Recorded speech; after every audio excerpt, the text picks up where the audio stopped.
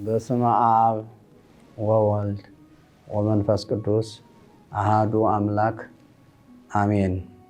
እኔ በእግዚአብሔር ፊት የምቆመው ገብርኤል ነኝ። እንድናገርህም ይህችንም የምስራች እንድሰብክልህ ተልኬ ነበር። የሉቃስ ወንጌል ምዕራፍ 1 ቁጥር 19።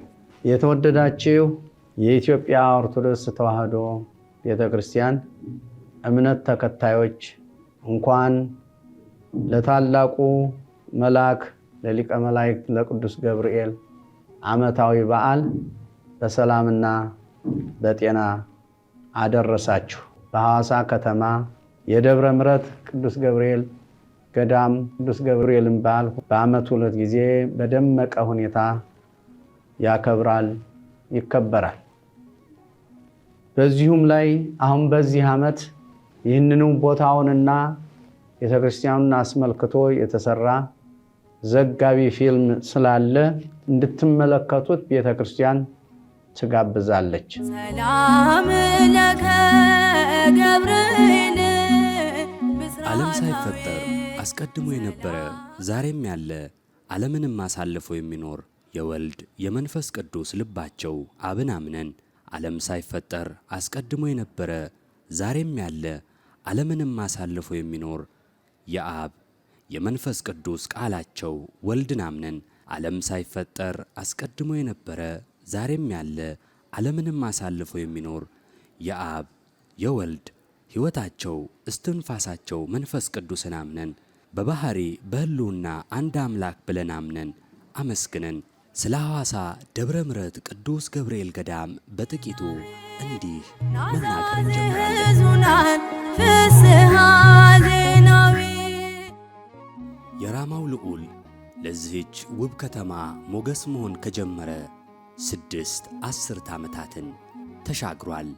የሐዋሳ ቅዱስ ገብርኤል ገዳም የከተማዋ ልዩ ምልክት ነው ቢባልም አልተጋነነም።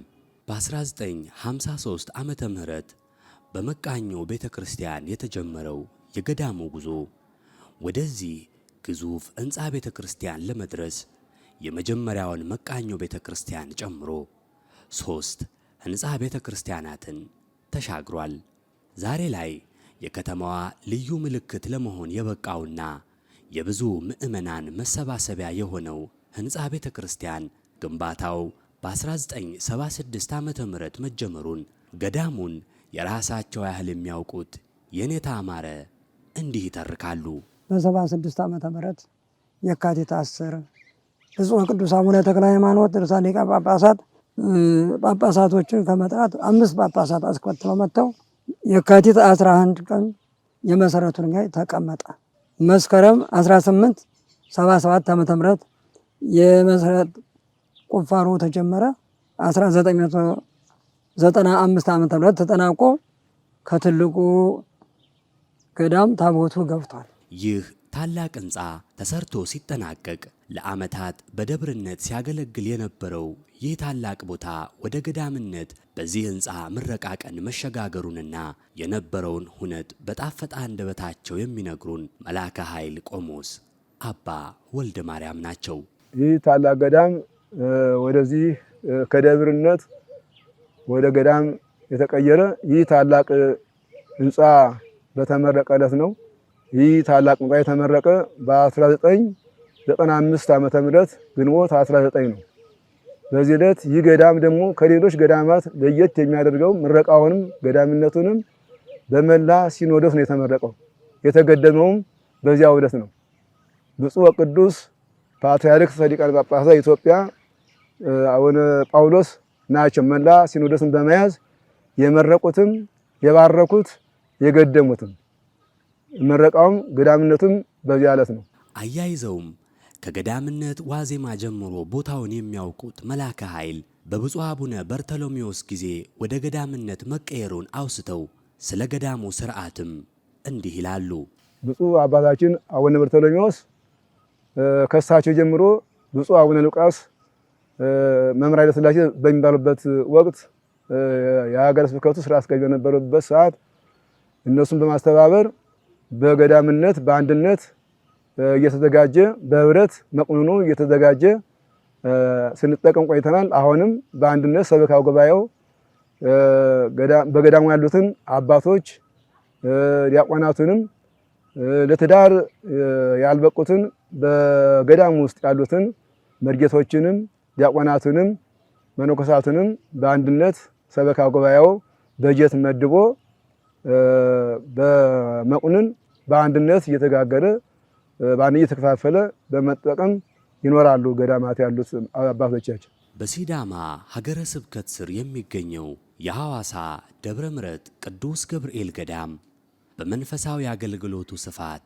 ተመስጋኝ ገዳም እንደመሆኑ የከተማው ምዕመናን መሰባሰቢያና የስስት ቦታ ነው ማለት ይቻላል። እንግዲህ ያው ቅዱስ ገብርኤል ገዳም በእውነት እጅግ በጣም በኢትዮጵያ ካሉት የኦርቶዶክስ ተዋሕዶ ቤተክርስቲያን ገዳማት ከታላላቆች ገዳማት የሚመደብ በቅርብ ጊዜ የተመሰረተ ቢሆንም ግን በአገልግሎት ዙሪያ በሚያደርጋቸው የተለያዩ ምግባረ ሰናይ ስራዎች በጣም ትልልቅ ስራዎች የሚሰሩበት ገዳም ነው። ከዚህም መካከል አንዱ የገዳሙ አገልግሎት ነው። በገዳሙ ከዓመት እስከ ዓመት ድረስ የማይታጎል የቅዳሴ አገልግሎት ይሰጣል። የሰዓታት አገልግሎት ይሰጣል። ኪዳን ከዓመት እስከ ዓመት ድረስ ይደረሳል። በአብይ ጾምና እንደዚሁም በተለያዩ አጽዋማት ደግሞ ስብሐተ ነግ አይታጎልም። በሌሎች ክብረ በዓላት በርከት ያሉ ክብረ በዓላት ማህሌት በጣም በልዩ ሁኔታ በድምቀት የሚገለገልበት ቦታ ነው። ስብከተ ወንጌል ደግሞ እንደሚታወቀው ከሌላው ሁሉ በተሻለ ከሰኞ እስከ ሰኞ ድረስ ከሳምንት እስከ ሳምንት ባሉ ቀናት እዚህ ያሉ ሰባክያነ ወንጌል በሙሉ ለእያንዳንዱ ቀናት ስያሜ ሰጥተው ትምህርተ ወንጌልን ለምዕመናኑ የሚሰጡበት ገዳም ነው። በሰንበት ትምህርት ቤት ዙሪያም ከ1000 በላይ የሰንበት ትምህርት ቤቶች ወጣቶች እዚያ ሃይማኖታዊ ትምህርቶችን የተለያዩ ከነገረ ድነት ጀምሮ እስከ ነገረ ቅዱሳን ያለውን በሙሉ ኮርሶችን በመውሰድ የሚማሩበትና አገልግሎት የሚሰጥበት ትልቅ ቦታ ነው ቅዱስ ገብርኤል ገዳም። ቤተ ክርስቲያን የክርስቶስ እንደራሴ በመሆኗ ልጆቿን ወደ እግዚአብሔር መንግሥት መምራትና ስብሐተ እግዚአብሔርን ማድረስ ዋነኛ ተግባሯ መሆኑ የታመነ ነው። ለአገልግሎቱ ዝማኔና ቅልጥፍና ሲባል ግን በርካታ የልማት ሥራዎች የመሰራታቸው አስፈላጊነት የሚያጠያይቅ አይደለም። ለዚህም ነው ገዳሙ አያሌ የልማት ሥራዎችን እያከናወነ የሚገኘው። ገዳሙ ያው በርካታ የልማት ሥራዎች ተሰርተዋልም እየተሰሩም ይገኛሉ። ከኔ በፊት የነበረ ያው ታላቅ የሆነ የገበያ ማዕከል የሆነ በቀድሞ አስተዳዳሪዎች ርብርብ የተሰራ G+4 ህንፃ የገበያ ማዕከል አለው ገዳሙ። ከዚያ ባሻገር ከነሰሪ ጀምሮ እስከ ከኤሌመንተሪ እስከ 12ኛ ሃይስኩል ትምህርት ቤት ከፍቶ እንደዚሁ ልጆችን በጥሩ ሁኔታ ዘመኑ በሚፈቅደው መልኩ ጥራት ባለው ሁኔታ መምህራንን መድቦ ያስተምራል። ለዚህም ለሚያስተምራቸው ተማሪዎች ደግሞ እንደዚሁ ደረጃውን የጠበቀ G+4 ህንፃ ባለ 4 ወለል ህንፃ ገንብቶ ይህንንም የልማት ስራ ሰርቷል። ደብረ ምሕረት ቅዱስ ገብርኤል ገዳም ትምህርት ቤት ያው እንደሚታወቀው በ2005 ዓ.ም 346 ተማሪዎችን እንደዚሁም 35 የሚጠጉ መምህራንና ሰራተኞችን ይዞ የተመሰረተ ነው። ትምህርት ቤቱ ያው ሲቋቋም ዓላማ ያደረገው በጣም መንፈሳዊ እውቀታቸው የጎለበቱ እንደዚሁም ደግሞ ባለማዊ እውቀታቸውም ደግሞ የትም ቦታ ተወዳዳሪ የሆኑ ልጆችና ትውልድ ለማፍራት አስቦ የተቋቋመ ትምህርት ቤት ነው። የገዳሙ ሀብት የሆነው የሐዋሳ ደብረ ምሕረት ቅዱስ ገብርኤል ገዳም ትምህርት ቤት ከዋነኞቹ የልማት ሥራዎች ውስጥ ተጠቃሽ ሲሆን ለሀገርም ለቤተ ክርስቲያንም ጠቃሚ የሆኑ ልጆችን እያበረከተ መሆኑ አይካድም። ለዚህም ማሳያው በየዓመቱ ክልላዊና ብሔራዊ ፈተናዎች ላይ ተማሪዎቹ የሚያስመዘግቡት አስመስጋኝ ውጤት ነው። እንግዲህ ያው የትምህርት ሚኒስቴር የትምህርት ጥራትን አስመልክቶ በመላ ሀገሪቱ እንደሚታወቀው ያው የሚፈተኑ ተማሪዎች ከዚህ በፊት በነበረው የፈተና ሁኔታ እንዳልሆነ ሁላችንም እናውቀዋለን። ሁሉም በተለያዩ ዩኒቨርሲቲዎች ሄደው በጣም ጥብቅ ክትትል እየተደረገባቸው በተለይ ከ2 ከ3 ዓመታት ጀምሮ ፈተናዎች ይደረጋሉና በዚህም በጣም ብዙ ቁጥር ስፍር የሌላቸው ተማሪዎች እንደማያልፉ እንደሚወድቁ የምናውቀው ሀቅ ነው። ግን የቅዱስ ገብርኤል ገዳም ትምህርት ቤት ቅድም እንዳልኩት የሚመደቡ መምህራንም በጣም ጠንካራዎች ከመሆናቸው አንጻር እንዲሁም የቦርዱ አመራር ጠንካራ ከመሆኑ አንጻር እንዲሁም የትምህርት ቤቱ ርዕሰ መምህር በአጠቃላይ ያሉት ለትምህርት ያላቸው ትኩረት በጣም ጠንካራ ከመሆኑ የተነሳ በተለይ የዚህ የ2017 ፈተና ውጤት እንግዲህ እንደሚታወቀው 100% ሙሉ በሙሉ 68 ተማሪዎች ፈተናውን አልፈው እንደገቡ ከነሱ መካከልም ወደ 5 የሚሆኑት ከ500 በላይ ከፍተኛ ውጤት ያስመዘገቡ መሆኑ በሙሉ በክልሉም በሀገር አቀፍም የታወቀ ሀቅ ነውና እንግዲህ በዚህ ደረጃ ተማሪዎችንም እያበቃ የሚገኝ ትምህርት ቤት ነው። ትምህርት ቤቱ ያው በመማር ማስተማር ስራ ላይ የትምህርት ቤቱን ዋና ዓላማ እና ግብ ተመርኩዞ በመማር ማስተማሩ ስራ ላይ ውጤታማ የሆኑ ተማሪዎችን ለማፍራት ነው ስራ የሚሰራው። ትምህርት ቤቱ ያው የገዳሙ ሰበካ ጉባኤ በበላይነት ባለቤት ሆኖ የሚያስተዳድረው ሆኖ ነገር ግን ትምህርት ቤቱን አጠቃላይ የሚያስተዳድረው የትምህርት ቤት አመራር ቦርድ አለ። ቦርዱ በአጠቃላይ ከተለያዩ የትምህርት ስራ ላይ ከፍተኛ ሙያና እውቀት ያላቸው ሰዎች ጋር የተደራጀ ቦርድ ነው። ቦርዱ የሀገሪቷን ትምህርት ፖሊሲ ተመርኩዞ እንዲሁም ደግሞ አሁን በዚህ ገዳም ትምህርት ቤት ላይ ውጤታማ ተማሪዎችን ለማፍራት የሚያስችሉ ፖሊሲዎችን፣ ህጎችን፣ ስትራቴጂዎችን ቀይሶ የሚሰራ ነው እና በዚህ መሰረት ትምህርት ቤቱ ባለፉት 12 ዓመታት በመማር ማስተማር ስራ ላይ የተማሪን ውጤት ለማሻሻል የሚያስችሉ በርካታ መርሃ ግብሮችን አከናውኗል።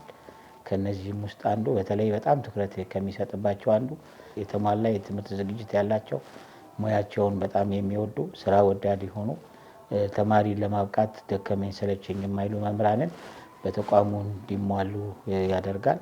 ከዛ ባለፈ ደግሞ በተጓዳኝ ከመማር ማስተማሩ ስራ ውጪ በተጓዳኝ የተማሪዎችን ክህሎትና ዝንባሌ የሚያሻሽሉ የተማሪዎችን ፍላጎትን ተመርኩዞ ተሰጧቸውን ተጠቅመው ውጤታማ የሚሆኑበትን መርሃ ግብሮችን ያዘጋጃል። እነዛም ለመማር ማስተማሩ ስራ አጋዥ በተጓዳኝ አጓዥ ናቸው። ለአብነት ያህል የገዳሙን ትምህርት ቤት ጠቀስን እንጂ በገዳሙ እየተከወኑ ያሉና ተሰርተው የተጠናቀቁ የልማት ስራዎች በርካታ ናቸው። ሌላውም የሰንበት ትምህርት ቤት ጂ+3 ህንፃ እየተሰራ እንግዲህ በዚህ ዓመት ይጠናቀቃል ተብሎ ይታሰባል። ይህም አንዱ የልማት አካል ነው። ሌላው አጠቃላይ የግቢው ግሪን ኤሪያ ነው። የግቢው ግሪን ኤሪያ በልዩ መልክ በእውነት በሌሎች ቦታ የማይገኝ ሁልጊዜ የሚስብና ማራኪ የሆነ ምዕመናን ለጸሎት ለድካም የሚያርፉበት ትልቅ የሆነ ሰፊ የሆነ ግሪን ኤሪያ በገዳሙ ውስጥ ተሰርቶ ይገኛል። እንዲሁም በበጎ አድራጊዎች ደግሞ እጅግ በጣም በወይዘሮ አማረችና በልጆቻቸው ለእሳቸው መታሰቢያ ተብሎ የተሰራ ሰፊ አዳራሽ እንደዚሁም ደግሞ የጸበል ቤትና መጸዳጃ ቤት በቂ የሆነ የልማት ስራን የሚያንጸባርቅ ስራ በዚህ ውስጥ ተሰርቶ ይገኛል። እንዲሁም ደግሞ በስተጓሮ በኩል አሁንም እንዲሁም ለገቢ ማሰባሰቢያ ተብለው ከ12 በላይ የሆኑ ሱቆች ደግሞ አሁንም በቅርቡ ተሰርተው ርክብክብ ለማድረግ ዝግጅት ላይ እንገኛለን። ሌሎች አሁን ብዙ ልማቶች እንደ ሆስፒታል ያሉ ጠቅላላ ሆስፒታል ለመስራት አሁን ዲዛይን ጨርሰን የመንግስትን ፈቃድ እየጠበቅን ያለንበት ሁኔታ አለ። እንዲሁም በበጎ አድራጊዎች ደግሞ ሙዚየም ጂ+1 ከላይ ጽሕፈት ቤት ያለው ከታች ሙዚየም ሆኖ የሚሰራ አሁን እሱንም ሙሉን ጨርሰን በዝግጅት ላይ ያለንበት ሁኔታ ይታያል። በአጠቃላይ በገዳሙ ከካህናት መኖሪያ ጀምሮ በየጊዜው ሰፊ የሆነ መጠነ ልማት ይሰራል። በዚህ ሁኔታ ልማት እየሰራን እንገኛለን።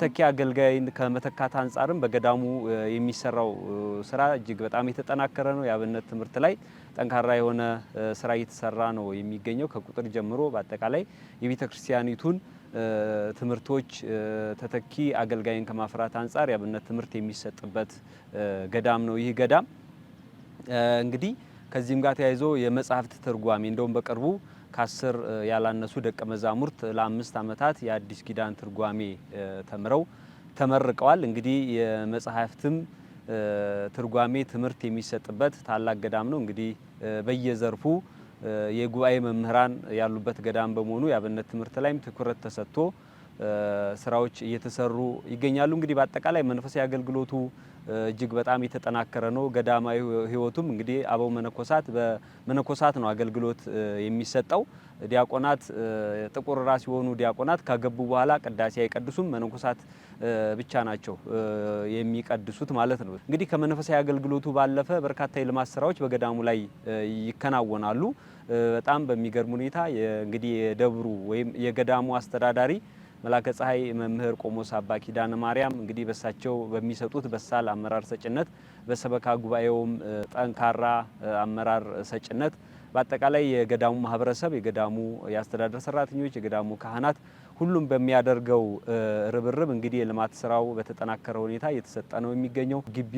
የግቢው ውበት ስራም ይሄም አንድ የልማት ስራ ነው። በጣም ደስ በሚል ሁኔታ ግቢው በፊት እንደዚህ አልነበረም። ውበቱ ለመቀመጥ ጸሎት ለማድረግ የማይመች ሁኔታ ነበረ። አሁን ግቢው እጅግ የሚማርክ አረንጓዴ የሆነ መንፈስን የሚያድስ ሆኖ ለስብከተ ወንጌል አገልግሎት ጸሎት ለማድረግ እንዲሁም ደግሞ ሰው በተለያየ በዓለም ባለው ድካም ደክሞ ሲመጣ እዚህ መንፈሱም እርፍ እንዲል የሚያደርግ ግቢው እጅግ በጣም በሚያምር ሁኔታ ተሰርቷል። እንዲሁም በበጎ አድራጊ ምእመናን በወይዘሮ አማረች የሴንትራል ሆቴል ባለቤት ለሳቸው መታሰቢያነት በልጆቻቸው የተገነባ ከ1000 ሰው በላይ የሚይዝ ዘመናዊ አዳራሽ፣ ጸበል ቤት እንዲሁም መጸዳጃ ቤት አለ።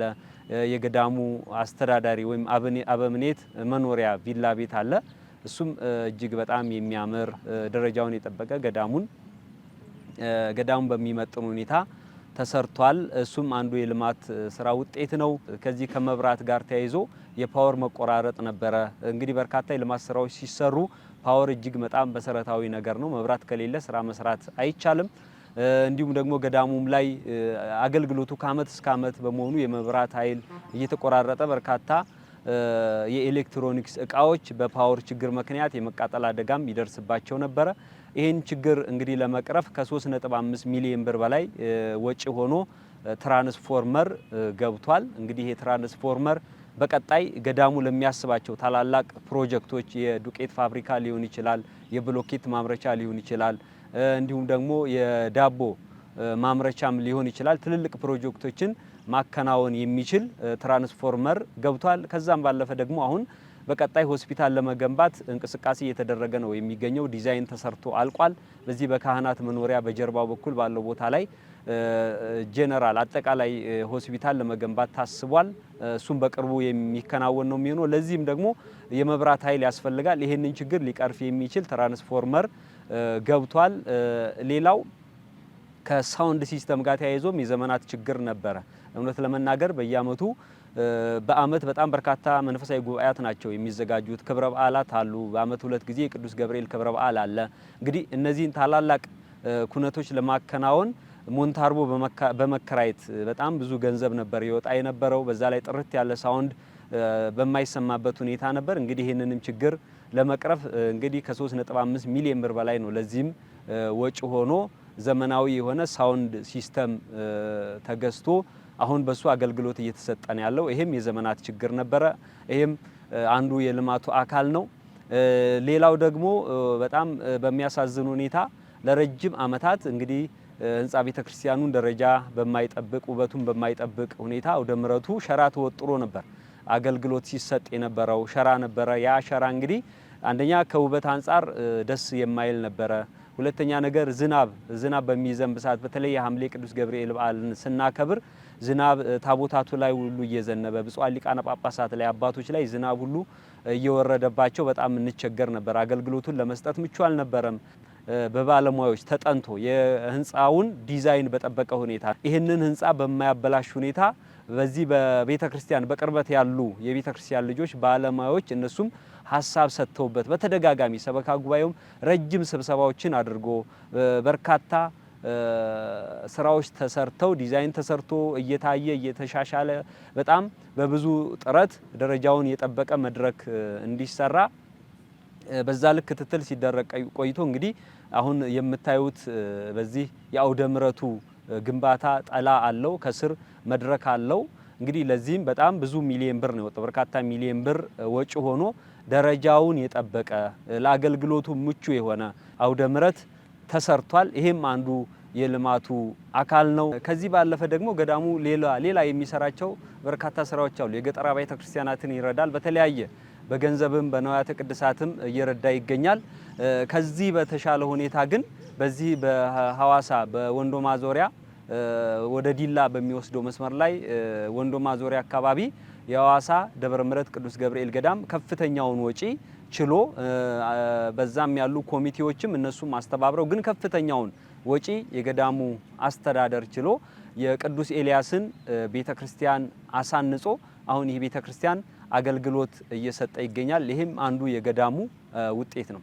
ገዳሙ በከተማ ያለውን የልማት እንቅስቃሴ ሲከውን የገጠሪቱን ቤተክርስቲያን ችግር አልዘነጋም። የምዕመናን ተደራሽነት ችግር ላለባቸው የገጠር አብያተ ክርስቲያናት ከመገልገያ ነዋያት አንስቶ የገንዘብ ድጋፍ ጭምር እያደረገ የቤተ ክርስቲያንን አንዲት መሆን እያስመሰከረ ይገኛል። እውነት ለመናገር በሌሎች አብያተ ክርስቲያናት ከዚህ ከቅዱስ ገብርኤል ገዳም የሚበልጡ ብዙ ካፒታል ያላቸው በአዲስ አበባም በተለያዩ ክፍላተ አህጉር ያሉ አብያተ ክርስቲያናት አድባራትና ገዳማት አሉ። እንግዲህ እኔ በማውቀው ሀቅ ግን አሁን ባለው ነባራዊ ሁኔታ የደብረ ምሕረት ቅዱስ ገብርኤል ገዳም እኔ ከመጣሁ ጀምሮም ከዚያም በፊትም እንደሰማሁት እንደማየውም በየዓመቱ በጀት ሲይዝ ለገጠር አብያተ ክርስቲያናት በጀት አብሮ ነው ዓመታዊ በጀት የሚደለድለው። ለነዚያ አጋጣሚ ችግር ሲደርስባቸው እንደዚሁም ለሚመረቁ ህንፃ አብያተ ክርስቲያናት ቃጠሎ ለሚደርስባቸው አብያተ ክርስቲያናት በጣም ደካማ ለሆኑ አብያተ ክርስቲያናት ለነዚህ ድጎማ ያደርጋል በየጊዜው።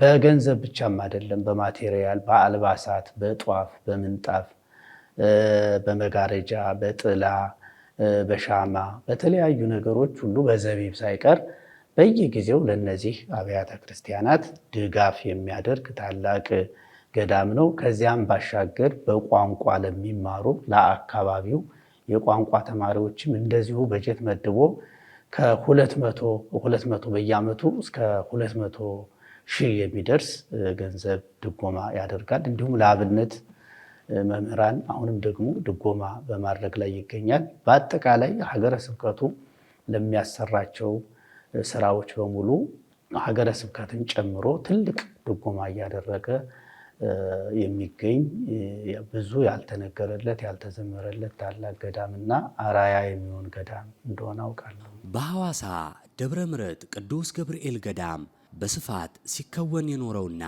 አሁንም እየቀጠለ የሚገኘው ጉዳይ ስብከተ ወንጌልን ማዳረስ ነው። የቤተ ክርስቲያን ዋነኛ ዓላማ የሆነው ወንጌልን ለዓለም የማዳረስ አገልግሎት ለ65 ዓመታት ያህል በገዳሙ ሲከናወን የቆየና ከጊዜ ወደ ጊዜ እየተሻሻለ መጥቶ ዛሬ ላይ በዚህ መልክ ወንጌል እየተሰበከ መሆኑን መረዳት ይቻላል። የሐዋሳ ደብረ ምሕረት ቅዱስ ገብርኤል ገዳም ስብከተ ወንጌል የ65 ዓመታት ልምድ ያለው ታላቅ ስብከተ ወንጌል ነው። ይህ ስብከተ ወንጌል የሚሰራዎች በርካታ ስራዎች አሉት። ክፍሉ እንደ ክፍል በቂ አባላት ያሉት ክፍል ነው። እንደዚሁም የስብከተ ወንጌል ቤተሰብ ቃለ ዓዋዲው በሚፈቅደው መሰረት የስብከተ ወንጌል ቤተሰብ ያለው በሳምንት አንድ ጊዜ ስብሰባዎችን የሚያከናውን በአመት 48 ስብሰባዎችን ያከናውናል። እነኚህ ስብሰባዎች ወንጌልን ማዕከል ያደረጉ ወንጌልን ለምእመናን እንዴት ማድረስ አለብን በሚል በየጊዜው የሚሰጡ መርሃ ግብራትን በመገምገም ወደ መሬት በማውረድ ወንጌልን ተደራሽ ለማድረግ የሚሰራ ታላቅ ስብከተ ወንጌል ነው። ወንጌልን ለምእመናን የሚያደርስባቸው በርካታ መንገዶች አሉ። እነኚህን መንገዶች መጥቀስ ይቻላል። የመጀመሪያው ለ365 ቀን መላ ዓመቱን የሚሰጠው የማይቋረጠው የሰርክ ጉባኤን የተመለከተ ነው። ገዳሙ የሚያከናውነው የሚከታተለው ግምገማ የሚያደርግበት በየጊዜው የሚያስኬደው የሰርክ ጉባኤ ነው። የሰርክ ጉባኤውን ሲያከናውን ክፍሉ በልምድ እንዳልሆነ ሊታወቅ ያስፈልጋል። በየጊዜው ግምገማዎች ይደረጋሉ። ለምሳሌ ሰርክ ጉባኤያቱ በሳምንት 3 ቀን ተከታታይ ትምህርቶች ይሰጣሉ።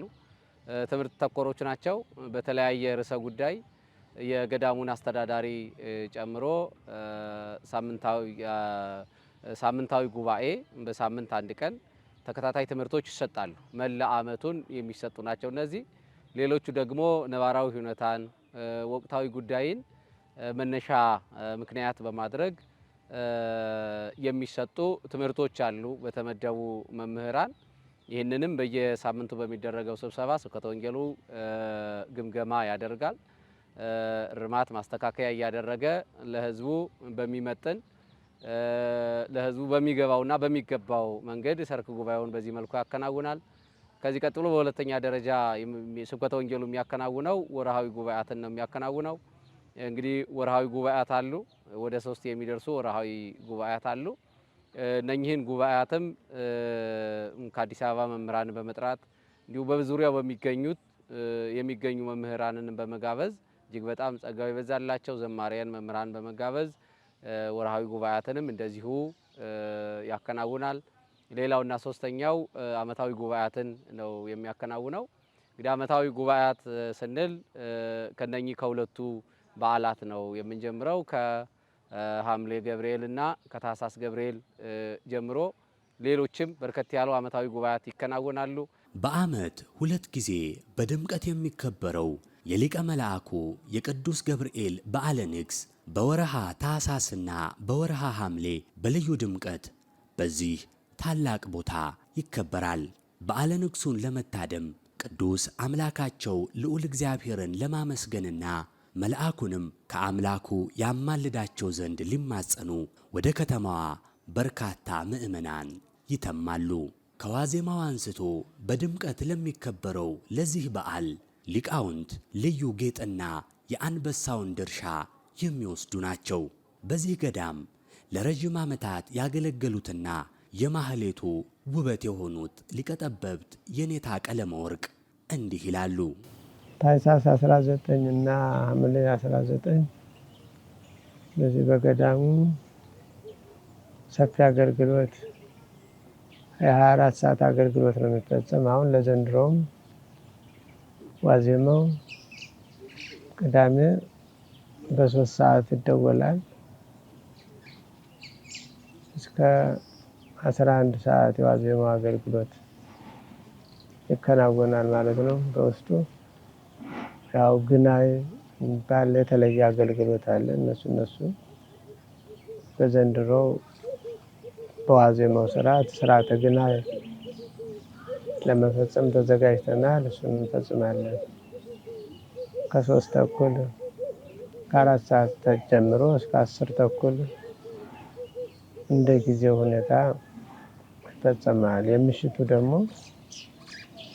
የሌሊቱ በ1 ሰዓት ተደውሎ ከምሽቱ እስከ 10 ተኩል እስከ 11 ሰዓት እስከ ኪዳን ሰዓት ስርዓተ ማህሌቱ ይከናወናል ማለት ነው። ሊቀ ጠበብት አያይዘውም ከሥርዓተ ቤተ ክርስቲያን ያፈነገጡ የከበሮ አመታትን በተመለከተና በገዳሙ ስላለው የቤተ ክርስቲያንን ክብርና ሞገስ ያስጠበቀ የማህሌት አገልግሎት ሲናገሩ እንዲህ ይላሉ። አሁን ዘመኑ ያመጣው ከበሮ አመታት እንደዚህ የሚዞሩት ነገር አሁን ይህን አናስተናግድም። በገዳሙ የተለየ ስርዓት አለ።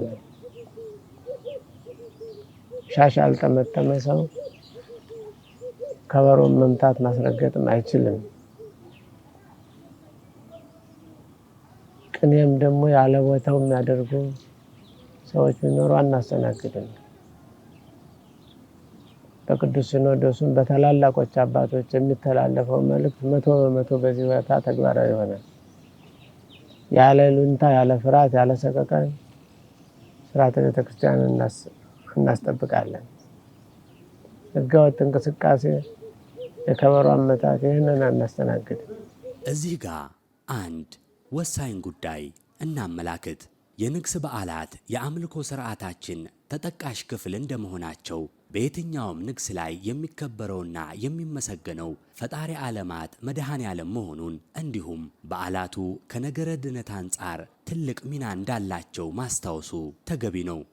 የገዳሙ ስብከተ ወንጌል ክፍል ኃላፊ የመጽሐፍትና የቅኔ መምህር የሆኑት መጋቤ ሐዲስ መምህር ዮሐንስ ደሳለኝ በዚህ ጉዳይ ላይ እንዲህ ይላሉ። ሁሉንም የንግስ በዓላት ስንመለከት ከዋዜማው ጀምሮ እስከ ዕለቱ ድረስ የሚከናወኑት መርሃ ግብራት በተለይ ከነገረ ድህነት አንጻር ስንመለከት በቀጥታ እኛ ኦርቶዶክሳውያን ድህነታችን እየፈጸምን እንደሆነ እናምናለን። በሌላ መንገድም ደግሞ ያዳነንን በመስቀል ላይ ተሰቅሎ ስጋውን ቆርሶ ደሙን አፍስሶ የከፈለውን ዋጋ በማሰብ ፈጣሪያችን የምናመልክበት የምናመሰግንበት በዓል ነው። እግዚአብሔር ያደረገልንም በሚታይ በሚጨበጥ በሚዳሰስ መንገድ ለምእመናን የምናሳይበት መንገድ ነው። የንግስ በዓልን የቃል ኪዳኑን ታቦት ወጥቶ የምናከብረው በዚህ ደረጃ የሚታይ ነው። እንግዲህ ከዋዜማው ጀምሮ ስናይ ዋዜማው ይቆማል። ስርዓተ ማህሌቱ ሌሊት በማህሌት እግዚአብሔር ሲመሰገን፣ እግዚአብሔር ሲከብር፣ እግዚአብሔር ሲነግስ ነው የሚያድረው። በዚህ ታላቅ ገዳም ታኅሳስ 19 18ን ጨምሮ ከዋዜማው ጀምሮ ማለት ነው ሙሉ ሌሊቱ በማህሌት እግዚአብሔር ይመሰገናል። እንግዲህ ምናልባት አንዳንድ ሰዎች የቅዱሳን መላእክትን የጻድቃን የሰማዕታትን በዓለ ንግስ በምናከብርበት ጊዜ እግዚአብሔር የማይመለክ በተቃራኒ ቅዱሳን በእግዚአብሔር ቦታ ቅዱሳንን ተክተን የምናመልክ የሚመስላቸው በአምልኮት ደረጃ በርካታ ሰዎች ይኖራሉ፣ ከኦርቶዶክስ ተዋሕዶ ቤተክርስቲያን አስተምሮ ውጭ ያሉት። ነገር ግን ገና ማህሌቱ ሀ ብሎ ሲጀምር ሊቃውንቱ ማህሌቱን ሲጀምሩ ስቡ ወውዱስ ዘሳረረ ሰማይና ምድርን የፈጠረ እግዚአብሔር የተመሰገነ ይሁን ብለው እግዚአብሔርን በማመስገን ማህሌታቸውን ይጀምራሉ። የማህሌቱ መነሻም መድረሻም ፍጻሜም እግዚአብሔር የሚመለክበት እግዚአብሔር የሚመሰገንበት ነው። በማህሌቱ ላይ እንግዲህ ሁላችሁም እንደምታውቁት ከበሮ አለ፣ ጸናጽሉ አለ፣ መቋሚያው አለ እና ይሄ መቋሚያ፣ ይሄ ጸናጽል፣ ይሄ ከበሮ በማህሌት አገልግሎት የሚሰጥ ነው። የሚሰብከው ግን ክርስቶስን የክርስቶስን ሕማሙን፣ ሞቱን፣ መከራውን የሚያሳይ ነው። ማህሌቱም አጠቃላይ ስርዓተ ማህሌቱ መጽሐፍ ቅዱስ ላይ የሚገኝ መጽሐፍ ቅዱሳዊ ነው። ምናልባት ልዩነቱ በዜማ መባሉ ሊሆን ይችላል። በያሬዳዊ ዜማ ሲባል ምልክቶች አሉ። እነዚህ ምልክቶች ክርስቶስ ከጸሎተ ሐሙስ ምሽት 3 ሰዓት ጀምሮ ለ18 ሰዓታት የተቀበለውን መከራ ሕማሙን፣ ሞቱን ገልጠው የሚያሳዩ ናቸው። ከበሮው ከጠፍሩ ጀምሮ የክርስቶስን መከራ ነው የሚሰብከው። በመቋሚያው ዝማሜ ሊቃውንቱ ያከናውናሉ። ማህሌታውያን ያሬዳውያን ሊቃውንት ይሄ የሚያሳየው የክርስቶስን መከራ መቀበል ነው። በዘንግ መተውታል፣ ተገርፏል፣ ጸናጽሉ ከፍ ዝቅ ይላል እና ይሄ የሚያሳየው ክርስቶስ መስቀል ተሸክሞ 14 ምዕራፍ የሚባለው በተለይ ቦታው ድረስ ሄደው ቦታውን ያዩ ኢየሩሳሌም ማለት ነው በደንብ ይሄን ሀሳብ ይረዱታል። መስቀል ተሸክሞ ከፊት ያለው ወደ ኋላ እየገፋው ከኋላ ያለው ወደፊት እየገፋው ቶሎ ቶሎ ሄድ ከፊት ያለው ደግሞ ምን ያስቸኩልሃል በሚል ክርስቶስ መስቀል ተሸክሞ እየወደቀ እየተነሳ የወደቀበት የተነሳበት 14 ምዕራፍ ይባላልና ጸናጽሉ የሚሰብከው ይሄንን ነው። ሙሉ ሌሊት ጸናጽል ከሊቃውንቱ እጅ አይለይም፣ ለአገልግሎት ይውላል። መቋሚያውም ከበሮውም የከበሮው ጠፍርም የሚሰብከው ራሱ ክርስቶስን ንዋያተ ቅድሳቱ ሳይቀሩ በዛ በአገልግሎት ላይ ካህናቱ ማዕጠንተ ወርቁን ይዘው መስቀሉን ይዘው ማዕጠንቱን ያከናውናሉ። እግዚአብሔር ሁለትም ሶስትም ሆናችሁ ብትሰባሰቡ በመካከላችሁ እገኛለሁ ያለ አምላክ በዚህ በስርዓተ ማህሌቱ ላይ ተገኝቶ ምእመናኑን ይባርካል፣ ካህናቱን ይባርካል፣ ብርታቱን ጥንካሬውን ይሰጣልና ሲነጋም ደግሞ ቅዳሴው ይቀደሳል፣ ይታወቃል። ቅዳሴው በአካል ክርስቶስ ራሱ የሚገኝበት ከጸሎቶች ሁሉ የበለጠ የጸሎት ዘውድ ነው ስርዓተ ቅዳሴው። ያው ስርዓተ ቅዳሴው እንዳለቀ የቃል ኪዳኑ ታቦት ይወጣል፣ በዓለ ንግሱ ይከበራል። በዚህ በበዓለ ንግሱ የሚመለከው እግዚአብሔር ነው። አምላካችን እግዚአብሔር እናመልካለን፣ ያደረገልንን እንመሰክራለን። ደግሞም ታላቁን መልአክ ቅዱስ ገብርኤልን ሌሎቹንም ቅዱሳን በዓለ ንግሳቸውን ስናከብር እናከብራቸዋለን፣ ግን አናመልካቸውም። እግዚአብሔር ይመለካል በበዓለ ንግሱ በስርዓተ ማዕሌቱ፣ ቅዱሳን ደግሞ ይከበራሉ እና የኛ እምነታችን ይሄ ነው። እናታችን ቅድስት ድንግል ማርያምን ጨምሮ እናቱን እናከብራለን፣ ልጇን ደግሞ እናመልካለን። ይህ ነው አገልግሎታችን። በዚህ መልኩ ተጀምሮ በዚህ መልኩ የሚጠናቀቅ ነው።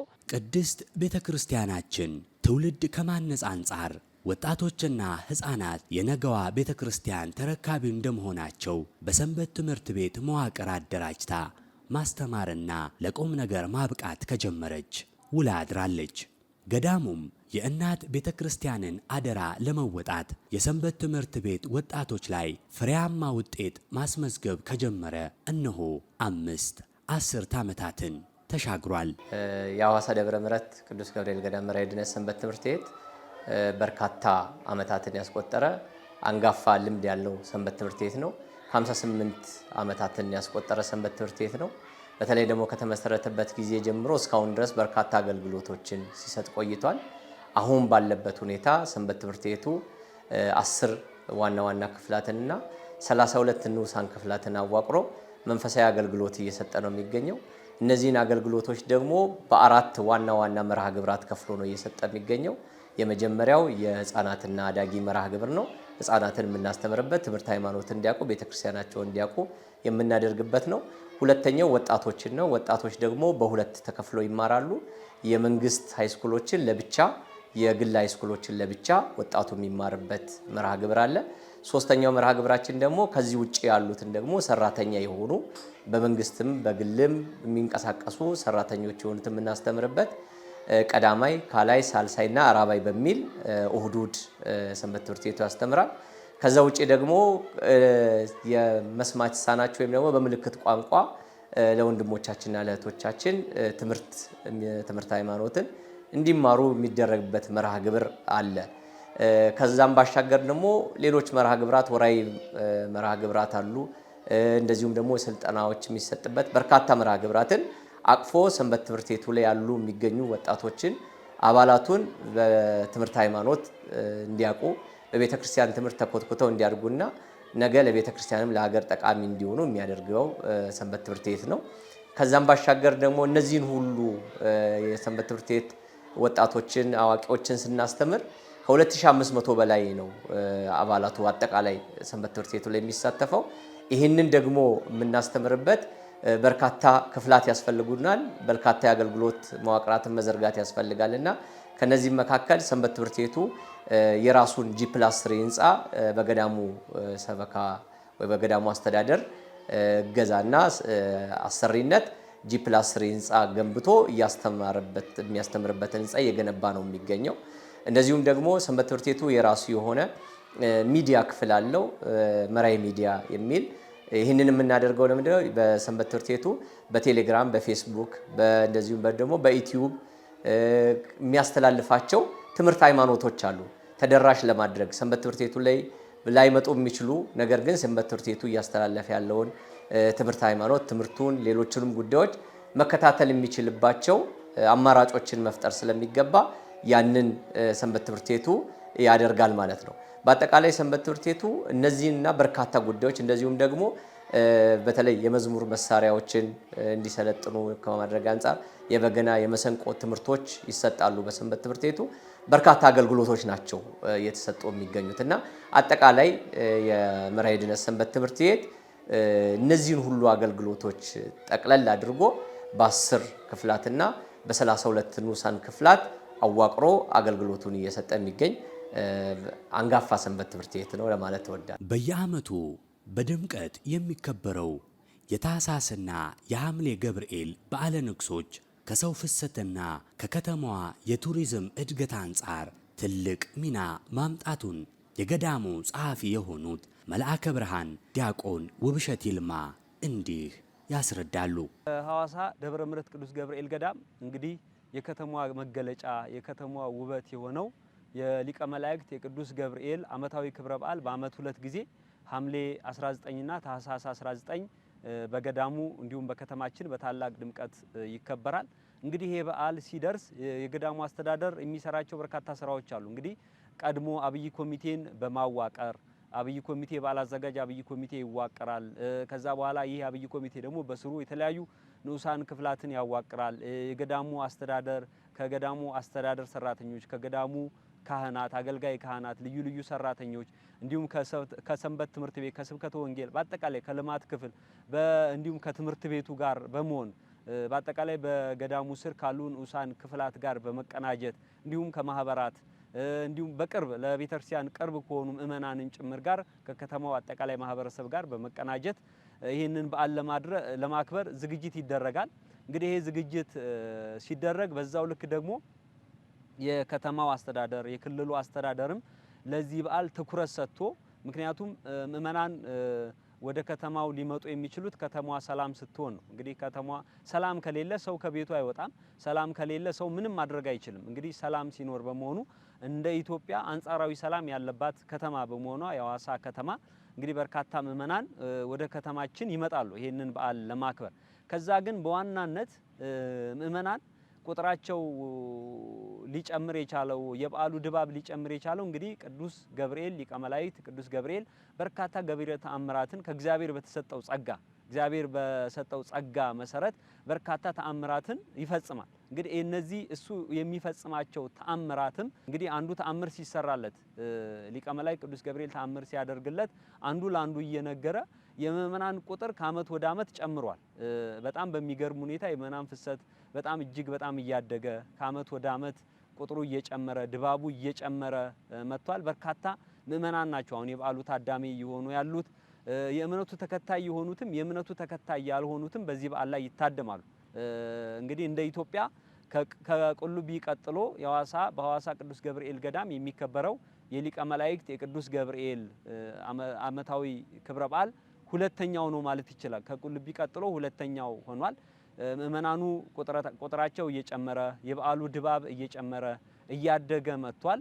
እንግዲህ ይሄ ሲሆን በዋናነት እውነት ለመናገር ምእመናን ወደ ከተማዋ ሲመጡ በዋናነት ተጠቃሚዋ ከተማዋ ናት።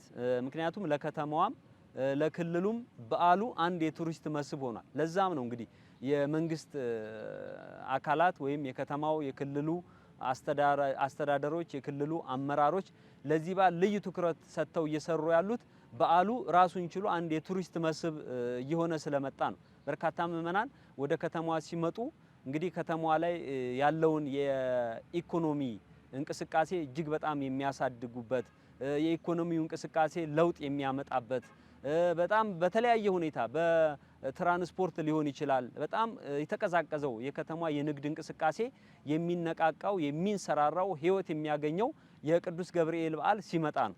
ስለዚህ ይህ በዓል የምእመናን ፍሰት የምእመናን ቁጥር ድባቡ እየጨመረ ከመምጣቱም አንጻር የከተማዋም ሰላም በጣም ሰላማዊ በመሆኗ መንገዱም ደግሞ ከአዲስ አበባ አንጻር ሲታይ በጣም ቅርብ ሆኗል። አሁን ይሄ ሃይዌይ የተባለው ፈጣን መንገድ ከተሰራም በኋላ ምእመናን ከ2 ሰዓት ተኩል ባልበለጠ ሁኔታ ከአዲስ አበባ ተነስተው ሐዋሳ መግባት ይችላሉ እና ከተማዋ አሁን መንገዱም ቅርብ ነው። ከተማዋም ፍጹም ሰላም ናት። ከተማዋም እጅግ በጣም የምታምር የምትማርክ ከመሆኗም የተነሳ በርካታ ምእመናን እየመጡ ይገኛሉ። ያው 3-4 አይነት ምክንያቶች አሉ።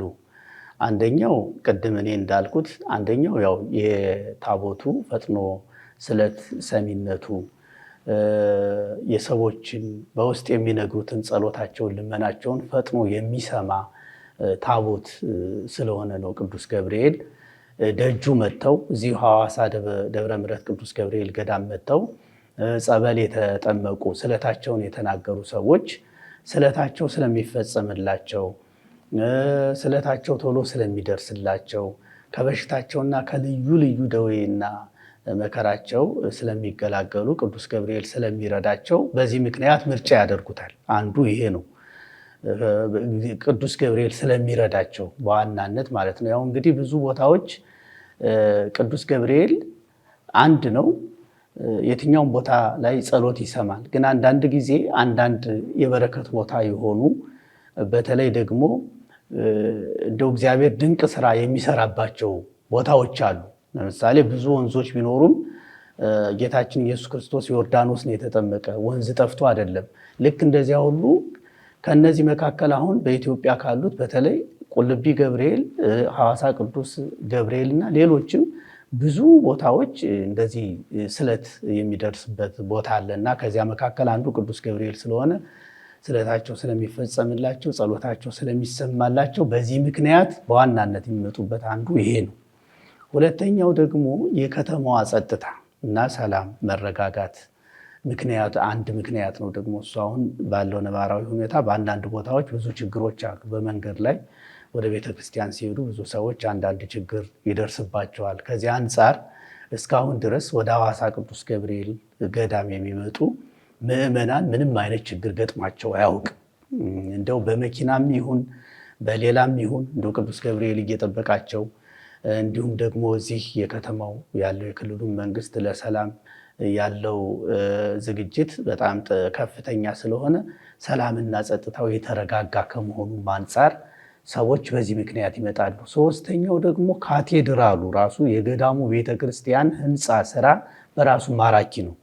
የግቢ ውበትና የቤተክርስቲያኑ አሰራር ፍጹም በቃ የተለየ ታይቶ የማይጠገብ ከመሆኑ አንጻር አይደለም አማኞች ያላመኑ ቱሪስቶች እንኳን መጥተው የሚጎበኙት ቦታ ስለሆነ ከዚህም አንጻር ምርጫቸው አድርገው የሚመጡ አሉ።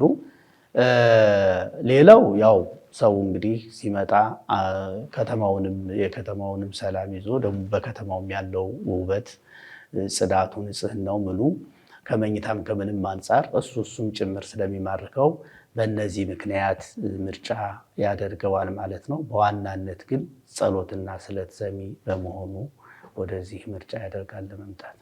ከብዙ በጥቂቱ ስለ ሐዋሳ ደብረ ምሕረት ቅዱስ ገብርኤል ገዳም ያሰናዳነው ዘጋቢ ፊልም ይህን ይመስል ነበር። የበጎነት ሁሉ ምንጭ የፍቅርና የምሕረት አባት የሆነው ልዑል አምላካችን ቅዱስ እግዚአብሔር ከጅማሮ እስከ ፍጻሜ ስላልተለየን ምስጋና ይድረሰው።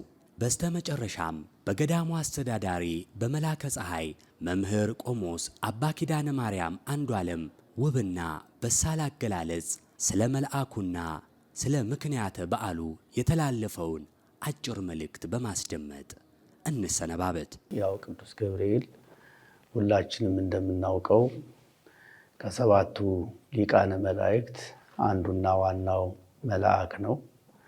ቅዱስ ገብርኤል አብሳሬ ትስብእት፣ መጋቤ ሐዲስ፣ ናዛዜ ሕዙናን እየተባለ ይጠራል። ቅዱስ ገብርኤል እንግዲህ በመጀመሪያ በዓለመ መላእክት የመጀመሪያ ሳጥናኤል የሚባለው የመላእክት አለቃ ሆኖ ተሹሞ የነበረው መልአክ አነ ፈጣሪሆሙ ለእሉ ፍጡራን፣ እነዚህን መላእክት የፈጠርኳቸው እኔ ነኝ ብሎ በአምላኩ ላይ ባመፀና በዋሸ ጊዜ ከነዚያ ሁሉ ቅዱሳን መላእክት ቅዱስ ገብርኤል ለመላእክቱ